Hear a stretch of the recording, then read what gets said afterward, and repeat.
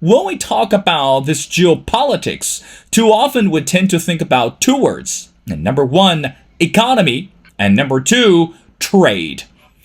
Again, as we pay attention or as we follow the trade policies came out of the White House, more countries are standing at the crossroads when we think about this trading relationships, tariffs, or even something beyond our imagination. But today, let's take a break. I don't really want to talk about the geopolitics in the US, in Europe, but instead, let's shift our attention to the continent of Africa. For example, Senegal, one of the crucial nations on the continent of Africa. What is happening today in this nation is quite astounding, especially we talk about this current political and also this financial situation at this moment. And also, we will end our conversation by asking our guests regarding another nation is Nigeria. Do you know that Christians today in the nation of Nigeria are facing more persecutions? And what about the reaction from the White House? Are we going to see any positive response from the White House when we talk about the religious freedom around the world? Well, ladies and gentlemen, it's my great honor to invite our distinguished speaker, Scott Morgan. Scott has been the president of Red Eagle Enterprises since its inception in November 2012. He uses his experiences from serving in the U.S. military to address various projects. Currently, Scott is based in Washington, D.C. His firm specializes in U.S. policy towards Africa, focusing on security and religious liberty concerns of south of Sahara. He's a co-owner of McRab and Oran Courier and provide content to Militant Wire. Well, Scott, and welcome to the show. Thank you, my brother, and it's a pleasure to join you again. Well, it has been too long. Absolutely, Scott. You are my brother from Washington, D.C., and I am so glad to have you back on the show. Scott, let's talk about, as I mentioned in the intro, regarding the nation of Senegal. Prior to our interview, that I've been actively researching and also talking to the people around me, let's start with the fundamental and the simple question. Can you briefly help us and help our viewers to understand what is the current economic and also this political relationship in the Senegal right now? Because based on my research, it looks like the International Monetary Fund or the foundation is facing some of the jeopardies when we talk about lending the money to the nation of Senegal, and has a lot more to do with the current political reason. So let's start from there. Scott, what do you have for us?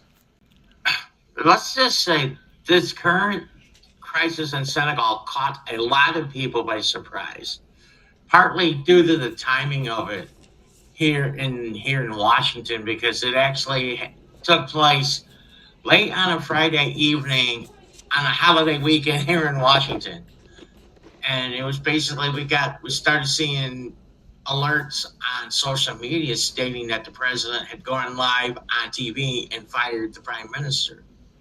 And it's like, really? What's going on? And then it's come to find out that this was a dispute over domestic spending, because the president was quoting one set of numbers and the prime minister, who was quoting another set of numbers. And then the president goes on live TV and says Prime Minister Sonko, he's fired, he's been replaced. And that set off a cavalcade. Is like, what's really going on? It turns out, we have to remember, the Prime Minister Sonko, he was not allowed to run for president during the last election cycle, even though the exit polls were going to show that he would win by a large majority. So basically, you have the most popular man in the country being fired. And then the president became very unpopular. As you know, like within hours of Sonko being removed, there were student-led protests, at the colleges and also among the general population, because this move was not popular. And as you know, the IMF was actually in country discussing another loan package. So that brought things, and then you would find out that the Speaker of the National Assembly would then resign his position, and he would actually be replaced by the former Prime Minister, which is because his party actually controls the lower house of the National Assembly, which is great job security. And so now, and there's a caveat within the Senegalese constitution, which basically states that the current president cannot call any elections to remove the speaker until November. So that is going to be an interesting situation to watch. It just shows you how interesting and in some cases convoluted African politics are. Because also there are a couple of other things that are lying under the radar, don't generally get exposed a lot. Some things I have wrote. As you know, there has been an on again, off again separatist movement in the Casamance region, which basically borders the Gambia. They have a peace deal. Peace deal. They have been quiet. Could a controversial election cause them to go back out in the field and renew their fight? That's a question nobody's talking about, but they should start paying attention to.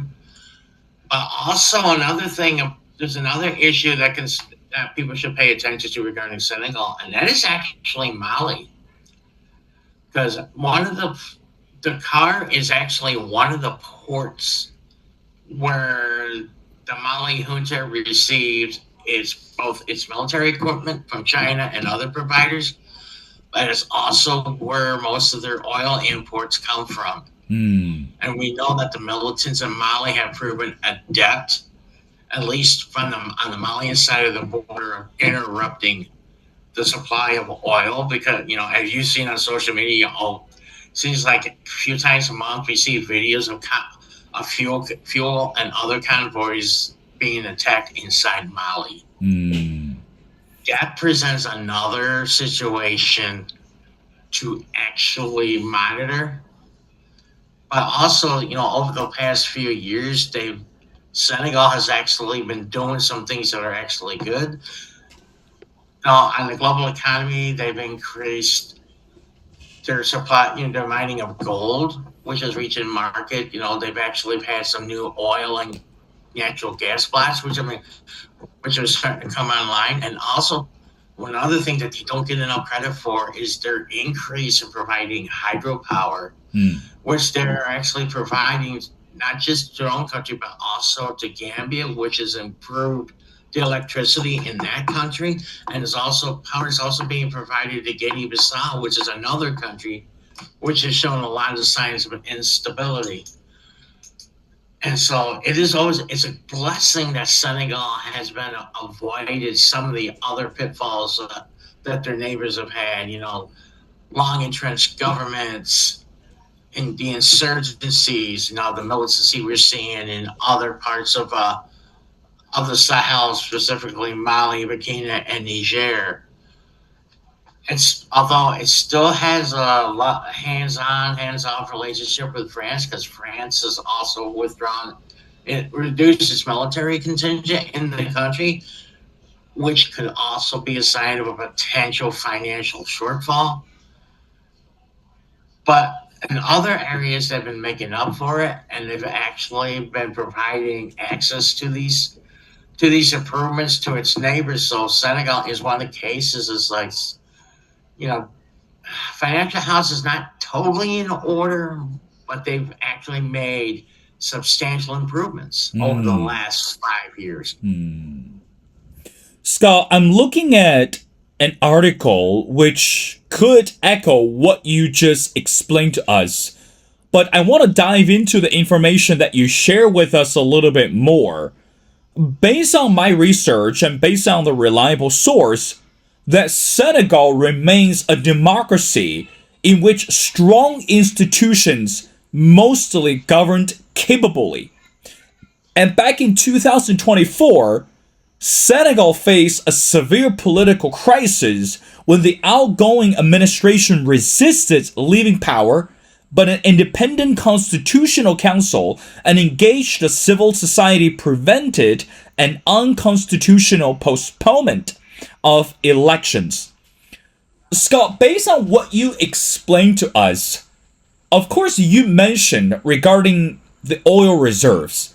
And we know there's no surprise and there's no doubt that when we look at the global trade system or this, what we say, the equilibrium of the global trading partners, oil, it's a promising commodity. And oil has always been one of the major hot topics around the central and the critical aspect of our conversation or topics. But Scott, one thing that I still don't understand, perhaps you might want to explain us to a little bit more, is when we talk about the nation of Senegal, what role does the oil reserve and also the oil trading play a role today? And why do you think not only you mentioned the Senegal, but also you mentioned Mali, mentioned Niger, and perhaps even you and I, we had a conversation regarding Burkina Faso. It looks like all those countries are also entangled with oil trade or some type of battles on this commodity. So my question is, why is that complicated for Senegal at this moment? That is a great question because when it comes specifically when it comes to Senegal, the oil and natural gas plants are only a recent discovery. Because we're talking about Niger, like specifically Niger comes to mind because, as you know, the militant groups in Niger have made a concerted focus at times to attack not the oil fields themselves, but the transit route, because the oil in Niger actually goes to market in Cotonou and Benin. But as you know, going back to Senegal, Senegal, the adding the oil and natural gas is actually an addition to their economy because prior to that, their economy was mostly agrarian. One of the major exports, believe it or not, was actually timber, and in some cases, cannabis was even grown, which is how the Casamance insurgency actually was fueling their insurgency by selling both timber and cannabis. But as you know, the after the rise of the militancy and the weakness of the Sahel governments and you mentioned with increasing trade, Dakar has risen in importance as a port, and DP, the company from the Emirates that actually builds ports, they have sunk at least $5 billion into improving the ports at Dakar. So, and that is a substantial investment in this economy. And we also have to realize also how close Dakar is actually to not only to South America, but also to Europe because, going back, I mean, not specifically about Senegal, but other countries in the region where we've seen cartels from South America. You ship your product over to West Africa and then they put it on a cigarette boat, which is one of those fast speedboats. They can make from West Africa to Portugal in 6 hours. So actually, trade's always been important, both legal and illegal. The instability in the region makes Dakar an important port because also before they were withdrawn, the UN missions in West Africa often used Dakar as a port for their operations. So sometimes the cars that is also indicative of the security aspects, and people also don't always. And there's another thing that people often overlooked about Senegal, and this goes to sports. People don't realize just how important basketball is to the national fabric of the country. Hmm. Because Senegal always does well in the World Basketball Championships. Basketball's very popular in the country. That also gets overlooked as well. Not so to the point where it's a throwaway line, but and religion is also important in the aspect of the country. So it's as with every other country, it has a uniquely woven fabric, Hmm. but and I told you this in other conversations about other countries. Senegal has been even going back to the times of the fighting in Liberia back in the 90s. Senegal has been able to resist a lot of the issues that have plagued West Africa for decades. Specifically the political unrest, the terrorism, the military coups, the civil wars. Senegal has actually been able to resist that, and as a country that it does not get enough credit for it. Hmm. Scott, I have one more question before we move on to our next topic. But let's talk about the options for Senegal at this moment. Based on the report, again, I'm only talking about the aspect from the financial corner. It looks like Senegal is left with not too many options. When we talk about the financial jeopardy, we talk about the financial hurdle, there's a possibility that Senegal could actually borrow more money from the International Monetary Fund. But the one thing I want to make clear is why is this country still in debt today? How much is that linked to political reason? So in other words, without political complication, without political intricacy, can we say this country in a better shape just from the financial perspective?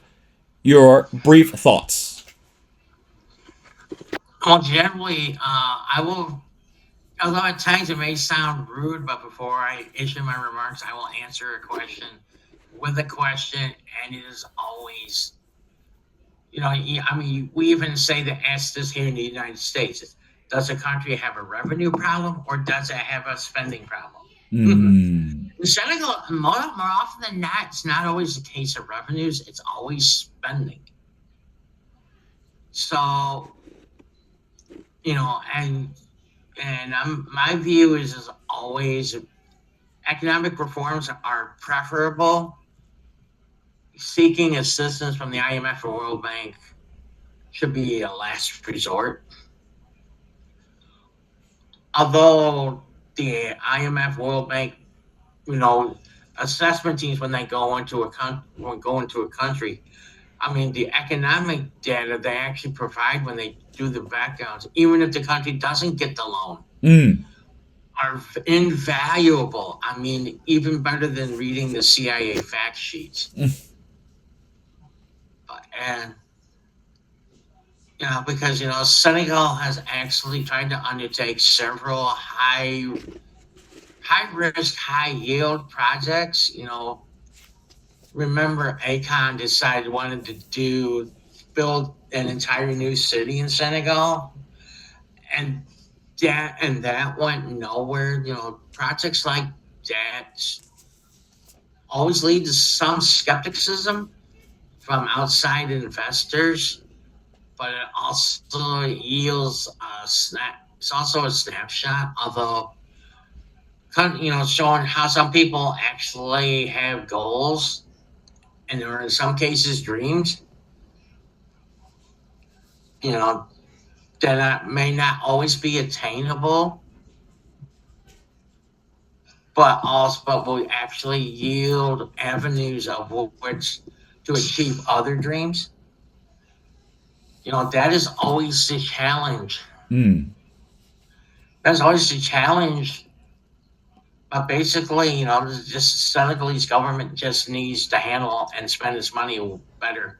I mean, when you actually have the leader, head of state, and head of government arguing over the actual amount of public debt is, and doing it publicly, and leading to the firing of the prime minister, that will actually cause the not just the IMF, World Bank, but other like UN programs, even the US and others, just to like pump the brakes for a little bit. Is like, yeah, we do like what we're seeing.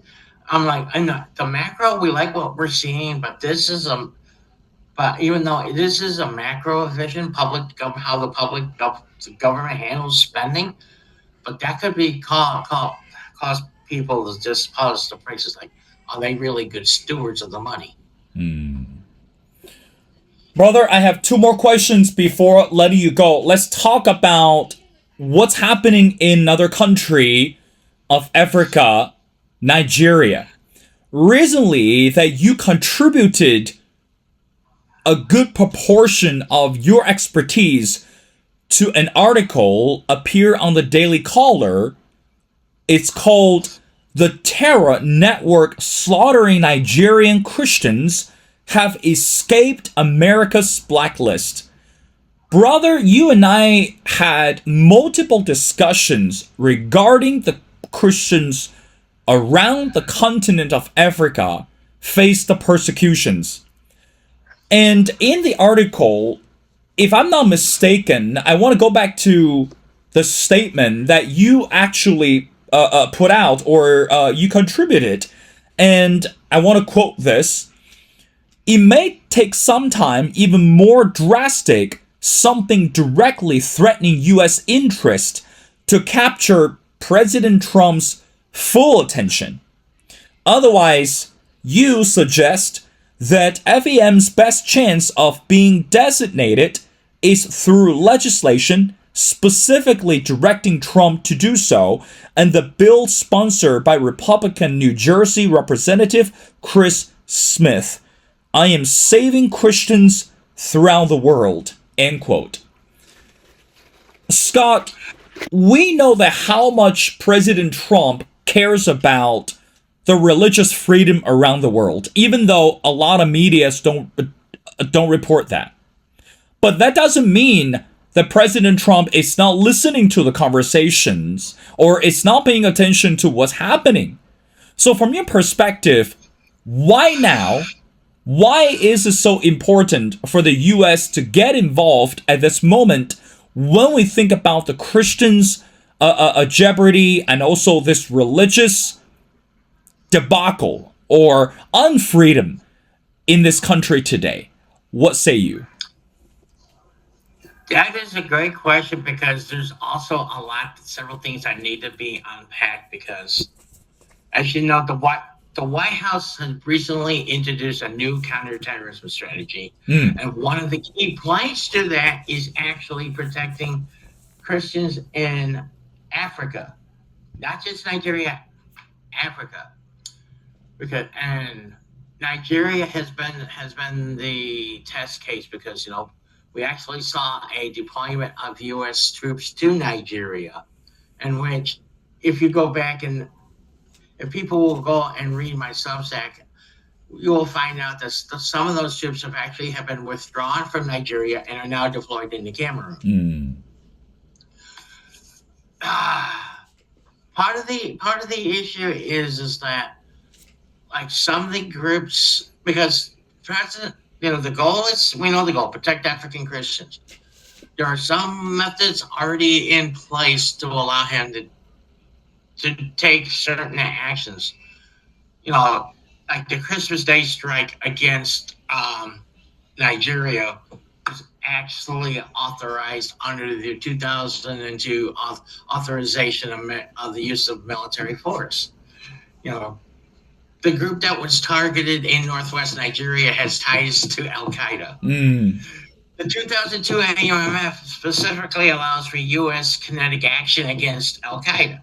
So sometimes those boxes were checked. Boom, boom.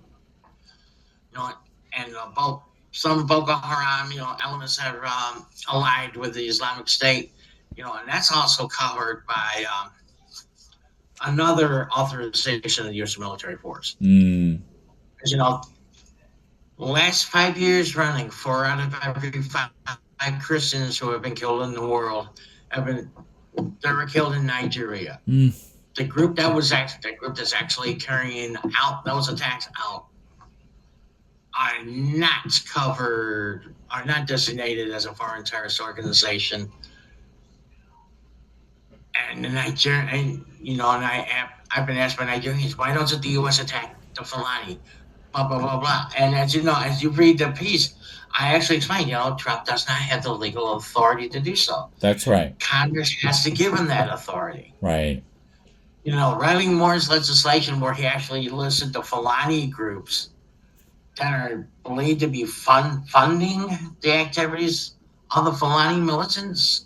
That is the start. If that gets passed, that can add the Fulanis to that group, because most people will not realize the Fulani are a wide-ranging nomadic group. They're natural. They actually go from the Atlantic coast of Africa and they migrated all the way over to Sudan. Mm. And and going back to Mali for a brief second, the Fulanis are actually being attacked by the Junta and the Russians, and that gets little credit.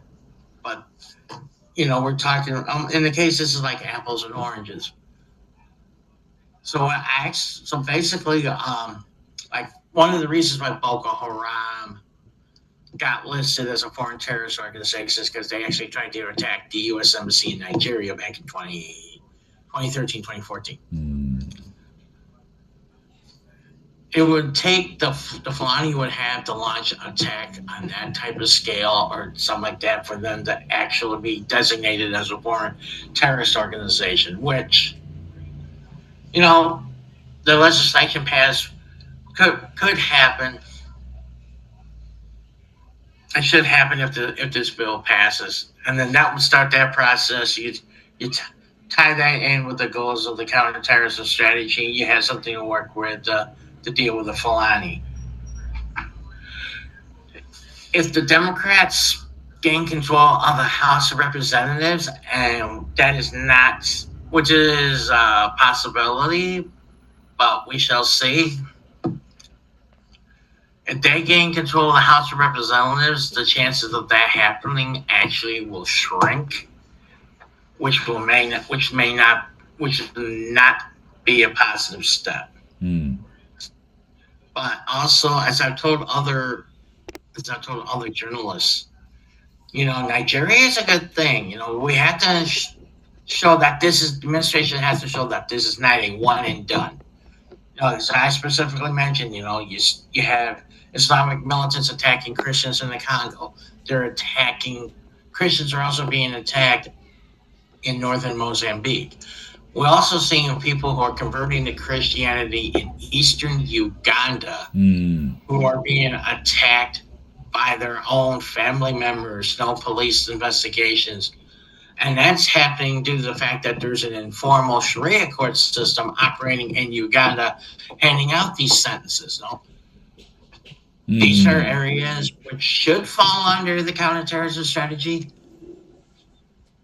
as well as what's going on with the proxy war in Sudan, which is almost like an octopus because it's spreading into more and more countries.